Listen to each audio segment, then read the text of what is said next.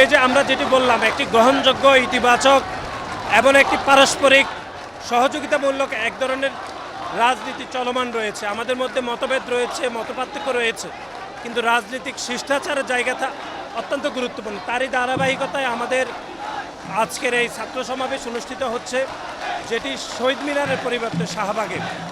আজকের এই সমাবেশ থেকে আমাদের এবং বিশেষ করে তরুণদের কর্মসংস্থান, তরুণদেরকে মানব সম্পদ হিসাবে গড়ে তুলতে আমাদের দলের রাষ্ট্র ক্ষমতায় গেলে কীরকম গুরুত্বপূর্ণ ভূমিকা পালন করতে পারবে তার এক ধরনের রূপরেখা আমরা পাবো বলে আমরা প্রত্যাশা করি। এবং জাতীয় রাজনীতি এবং ছাত্রদলের রাজনীতি আগামীতে ছাত্র রাজনীতিতে কোন অবস্থান থাকবে, সে ছাত্র রাজনীতি কী ভূমিকা পালন করতে পারবে, সেই বিষয়ে নেতাকর্মীদেরকে সুস্পষ্ট দিক নির্দেশনা দিবেন বলে আমরা প্রত্যাশা করছি। এবং আমাদের আজকের এই সমাবেশটি আরও প্রায় ঘণ্টাখানিক পরে আমরা শুরু করব। নেতাকর্মীরা আস্তে আস্তে আসা শুরু করেছে। আপনি দেখেছেন দুই প্রান্ত নেতাকর্মীরা অলরেডি পরিপূর্ণ হয়ে গিয়েছে। আমরা 2:30 থেকে 3টা নাগাদ আমাদের আজকের এই সমাবেশটি শুরু করব।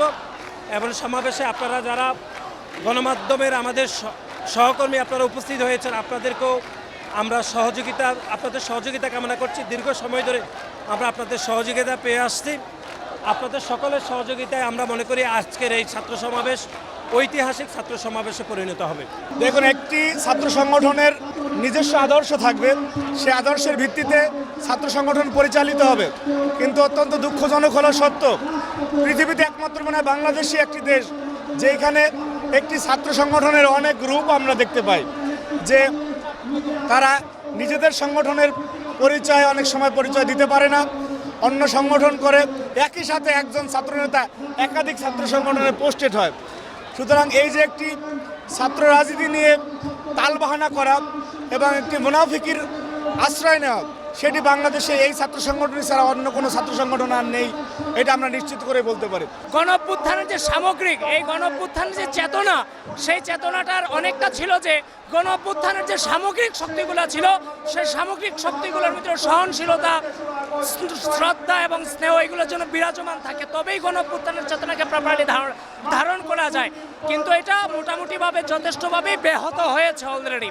কারণ গণঅভ্যুত্থানের যে চেতনা, সেই চেতনাকে কাজে লাগিয়ে বাংলাদেশ জাতীয়তাবাদী ছাত্রদের এখনো পর্যন্ত এই রাষ্ট্রে গণঅভ্যুত্থানের চেতনাকে কাজে লাগিয়ে কোনো প্রকার অনধিকার চর্চা করেনি, এই রাষ্ট্র থেকে 5 পয়সার কোনো সুবিধা নেয়নি। এটা হচ্ছে আমাদের প্রাথমিক সফলতা। কিন্তু এই সফলতাটা সামগ্রিকভাবে প্রয়োজন ছিল, এই গণঅভ্যুত্থানের যতগুলো শক্তি ছিল। আজকে যদি তারাও সেই অনধিকার চর্চা থেকে নিজেদেরকে নিবৃত রাখতে পারত, তাইলে এই গণঅভ্যুত্থানটার সামগ্রিক একটা হচ্ছে যে চেতনাকে অক্ষুণ্ণ রাখা যেত, যেটা অলরেডি ব্যাহত হয়েছে।